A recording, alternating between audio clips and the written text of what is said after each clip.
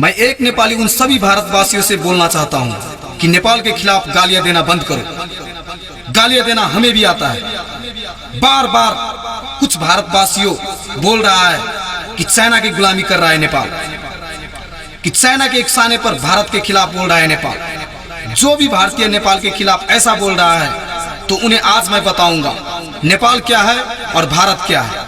तो सुनो, हमारा देश नेपाल जो न कभी किसी के सामने झुका है न कभी झुकेगा, वो है नेपाल। विश्व में एक ही ऐसा देश है जो किसी के गुलाम नहीं बना है, वो है नेपाल। विश्व में एक ही ऐसा देश है जो शांति के प्रतीक माना जाता है, वो है नेपाल।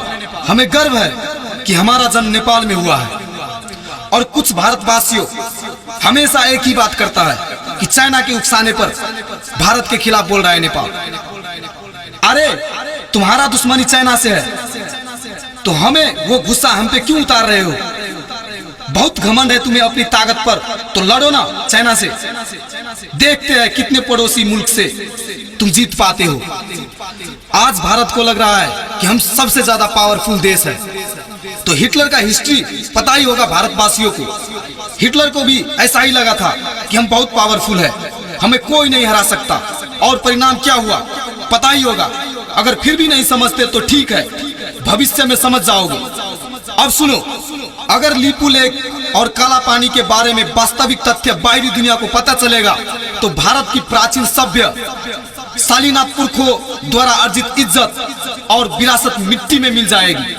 तब सारी दुनिया भारतीयों को एक घटिया क्षुद्र चित्त वाली कौम के रूप में जानेगी। उसके बाद भारत को एक बड़ी शर्मिंदगी के साथ नेपाल का काला पानी, लिपू लेक और लिम्पियाधुरा वापस देना होगा।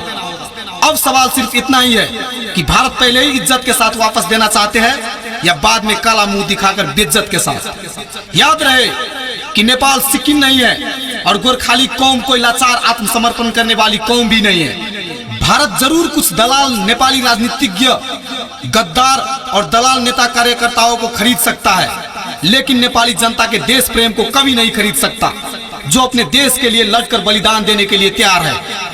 अब हम एक बार इतिहास की तरफ झांकते हैं। जब पूरा भारत अंग्रेज की गुलामी में जकड़ा था तब नेपाल अंग्रेज के साथ डटकर लड़ रहा था।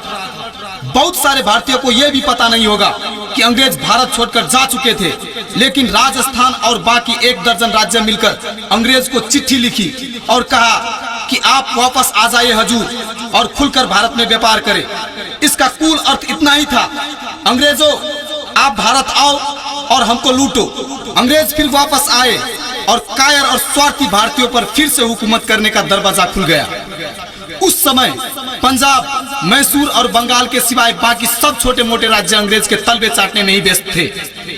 भारतवर्ष की उस नाजुक घड़ी में पूर्वीय संस्कृति और पूर्व की पुरखाओं की विरासत बचाने के लिए नेपाल ने पंजाब और बाकी भारतीय राज्यों के साथ सैनिक गठबंधन की पहल की, ताकि अंग्रेज के साथ सम्मिलित युद्ध करते हुए उनको सिर्फ भारतीय उपमहाद्वीप से ही नहीं बल्कि एशिया से ही बाहर खदेड़ा जाए।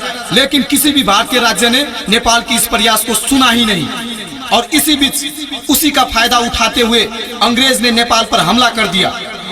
किसी भारतीय राज्य ने सहायता नहीं किया बल्कि तमाशा देखते रहे और कायर भारतवासी अंग्रेज के तलवे तब भी चाटते रहे। सोचो, अगर एंग्लो नेपाल युद्ध में भारत की किसी एक राज्य ने भी साथ दिया होता तो भारत की इतिहास कुछ और ही होता।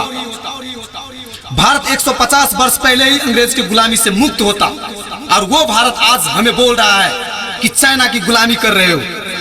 तो सभी भारतवासियों सुनो, हम कभी किसी के गुलाम नहीं बने हैं, न हम कभी किसी के गुलाम बनेंगे। आप अगर युद्ध ही चाहते हो तो हम तैयार हैं। जय नेपाल।